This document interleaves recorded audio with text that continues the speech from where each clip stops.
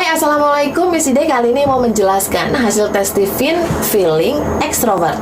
Kalau teman-teman habis scanning 10 sidik jari, lalu kemudian hasilnya adalah FE atau Feeling Extrovert dengan sertifikat yang seperti ini, itu artinya teman-teman memiliki mesin kecerdasan feeling dengan drive-nya extrovert atau personality genetiknya menjadi Feeling Extrovert. Hasil tes Tiffin Feeling Extrovert artinya adalah dominasi belahan otaknya bagian kanan dan lapisan otaknya di bagian luar. Konsep Tiffin itu menemukan potential genetik, sesuatu yang menetap di dalam diri kita berdasar dari teori FGL, fenotip, genetik, dan lingkungan.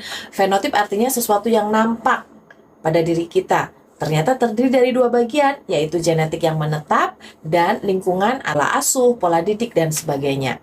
Nah, kalau teman-teman pengen lebih banyak mengerti tentang genetiknya, pahami 5 bagian ya. Jenis kelamin, mesin kecerdasan, drive, kapasitas otak, dan golongan darah. Nah, kali ini Miss Ide mau membahas tentang 2 bagian, yaitu mesin kecerdasan dan drive-nya. Feeling. Kata kuncinya berasal dari perasaan lah ya, artinya ya. Feel, merasakan. Maka kalau Anda dianugerahi anak bertipe feeling, siap-siap aja ini anak akan fokus dengan cara berpikir yang mengutamakan perasaan. Namanya juga mengutamakan perasaan, berarti apa? Kadang-kadang ukurannya nggak jelas nih. Bahkan kadang-kadang terkesannya lebay, berlebihan ya. Makanya dia anak yang main hati. Jangankan dimarahin, orang tuanya wajahnya udah tampak gak enak aja, dia udah ngerasa kayak, aduh mama gak sayang ya, ya masuk ke hatinya gitu. Nah ini kalau orang tuanya gak ngerti, ya dipikirnya nih anak baperan banget, lebay banget, aneh banget, dan biasanya akan melihat ini sebagai sebuah kekurangan. Padahal enggak teman-teman, sayang banget deh kalau anak Anda dianugerahi mesin kecerdasan feeling. Yang dilakukan semestinya oleh orang tua adalah mengerti bahwa anak ini tuh anak penyayang, yang dia fokus dengan perasaan, kehebatannya adalah pada emosinya. Maka sebaiknya orang tua juga mengerti bahwa pola komunikasi kita sebaiknya disesuaikan. Pada tipe feeling, dengan kecerdasan emosinya, dia akan cenderung mengukur perasaan dia dan orang lain. Sehingga cenderungnya dia akan lebih subjektif, berfokus kepada suka atau tidak suka, like and dislike. Kalau dia suka, gunung kudaki lautan kuseberangi. Tapi kalau udah nggak suka, waduh bahaya, sampai mati rasanya pengen nggak ketemu lagi. Kalau Anda diamanahi anak feeling, pastikan dia suka banget sama kita. Sehingga nanti insya Allah apapun yang kita omongin, dia akan nurut. Nah ini kalau orang tuanya nggak ngerti, emang bahaya banget. Misalnya banyak banget nih dapat konsultasi yang anaknya feeling, orang tuanya bukan bertipe feeling. Jadi mereka kesulitan banget untuk menyelami perasaan anak ini gitu. Cenderung lebih mudah ngambeknya, rewelnya, nangisnya, dan akhirnya orang tua give up. Jadi akhirnya apa? Pokoknya dengerin mama. Nah, hati-hati kalau anaknya ngedengerin, tapi bukan karena cinta, hanya karena takut. Waduh, ini kayak bom waktu. Hati-hati besok di masa depannya dia kecenderungannya ngapain? Dia berusaha untuk lari dari kita atau bahkan membalas dendam pada kita. Ih, ngeri banget, nauzubillah min zalik. Ya, jadi pastikan orang tuanya mengerti bahwa tipe ini lembut dan penyayang. Eksitasinya tinggi, inhibisinya juga tinggi. Dia mudah berespon terhadap rangsangan dari luar, tapi juga dia memiliki hambatan yang besar. Maka tampaknya dalam perilakunya dia ini cenderungnya moody, mut-mutan. Kalau dia suka, ya akan ngikut. Tapi kalau misalnya ada sesuatu yang menghambat dia, jadi membuat dia nggak suka, waduh, bisa tiba-tiba gagal total. Contoh ya, dek pergi yuk, ayo, gitu. Hanya dalam prosesnya mau pergi, tiba-tiba misalnya baju yang dia cari nggak ada, tas yang dia suka nggak ada, lalu kemudian orang tuanya mulai marah-marah, udah deh, jangan ngarep, itu dia akan bisa pergi. Yang ada, udah deh nggak jadi deh kalau gitu deh. Kalau nggak ngamuk-ngamuk, aduh, ini banyak banget ya kejadian seperti ini. Maka gimana cara mengatasinya? Pastikan anak feeling itu berada dalam mood yang positif terus. Ya orang tua perlu paham nih, jangan sampai kita ngerusak moodnya dia. Gimana caranya? Kita banyak setuju dulu sama dia. Jadi kalau dia punya keinginan, say yes aja dulu deh, jangan dibantah. Kalau kita membantah, maka dia akan bikin border terhadap diri kita, dan ini akan sulit banget untuk menggerakkan dia karena dia kecenderungannya akan berbalik untuk melawan kita dan menyakiti hati kita. Nggak pengen dong menjadi musuhnya anak feeling, karena kalau anak feeling ini yang chemistry-nya cinta, yang dia keinginan terbesarnya adalah untuk dicintai dan mencintai orang lain, bahagia banget kalau kita adalah menjadi orang yang paling dia cintai. Wah, kalau udah kayak gini teman-teman, surga banget deh. Rasanya akan mendapatkan sahabat yang asik.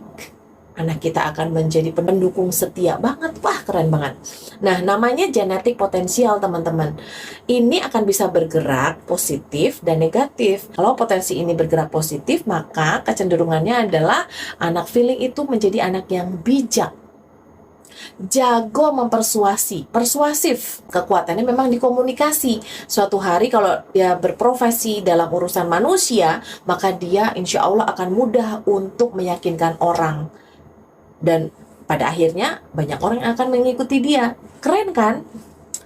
Kekuatan berikutnya adalah dia empatik, bisa merasakan perasaan kita. Syaratnya tadi, dia mesti suka sama kita. Kalau enggak, dia juga akan jago menghancurkan hati kita ya.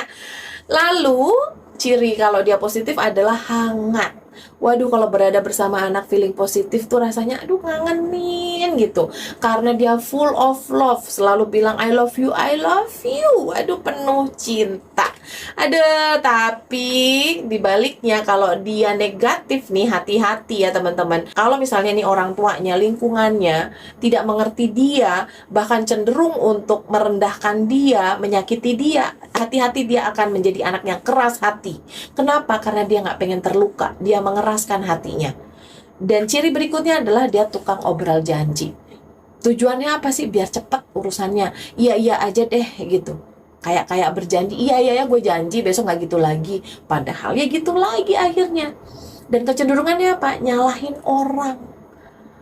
Ya, nyalahin orang, nyalahin dunia. Dan egois sehingga kemudian menjadi pendendam. Aduh, sayang banget deh. Potensi-potensi yang hebat seperti ini, yang harusnya dia bisa jadi orang yang komunikatif, yang bisa mempengaruhi orang lain, tapi karena lingkungannya belum tepat, bisa jadi sangat negatif. So, teman-teman, pastikan kita sebagai lingkungannya mengerti dia. Dan yang penting lagi adalah memahami satu bagian lagi, yaitu namanya lapisan otaknya. Lapisan otak luar itu kecenderungannya renggang-renggang, maka kecenderungan pengaruh luar akan lebih banyak berpengaruh padanya. Sehingga seolah-olah tipe ini lebih percaya kalau ada orang luar yang memotivasi dia. Dia biasanya kurang percaya kalau itu keinginannya. Dia butuh mendengar pendapat orang lain. Dia akan bertanya, emang ini bener apa enggak sih? Gitu. Dan biasanya dia cenderung akan mendengar dari orang yang dia sukai.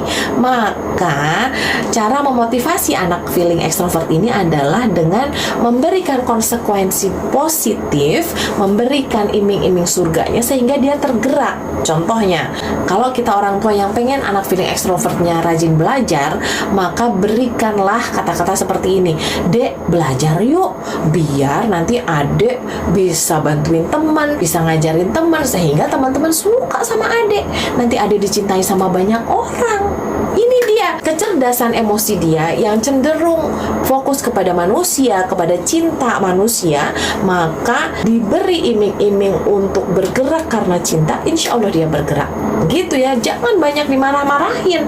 Kasian kalau anak feeling extrovertnya dimarahin, maka kecenderungannya dia nanti akan mudah pundung, gak percaya diri, dan akhirnya dia nanti akan membenci dunia. Dan hati-hati kalau Anda adalah orang tua yang dibenci sama anaknya. Feeling extrovert itu kecenderungannya adalah suka mengajari orang lain, ya, maka biasanya dia akan berteman dengan anak-anak yang lebih kecil, akan lebih nyaman ketika berada dalam lingkungan yang seolah-olah membutuhkan dia untuk mengajari mereka. Dan ini memang kecerdasan utamanya. Maka kalau Anda diamanahi anak tipe feeling extrovert, coba deh jadiin dia guru dari adik-adiknya atau tetangga-tetangga yang lebih kecil. Mudah-mudahan nanti di masa depannya menjadi guru yang terbaik, menjadi penempa, menjadi orang yang membesarkan orang lainnya, sehingga rasa cintanya pada orang lain bisa tersalurkan. Hidupnya insya Allah akan lebih mudah karena memiliki banyak anak didik. Memiliki anak feeling yang cerdas secara emosi, pastikan kita juga cerdas secara emosi, sehingga anak-anak kita bisa mencintai kita, dan cinta kita bersatu dalam sebuah keluarga yang harmonis. Maka cinta Allah insya Allah turun juga kepada keluarga ini. I know you because I love you. I know you because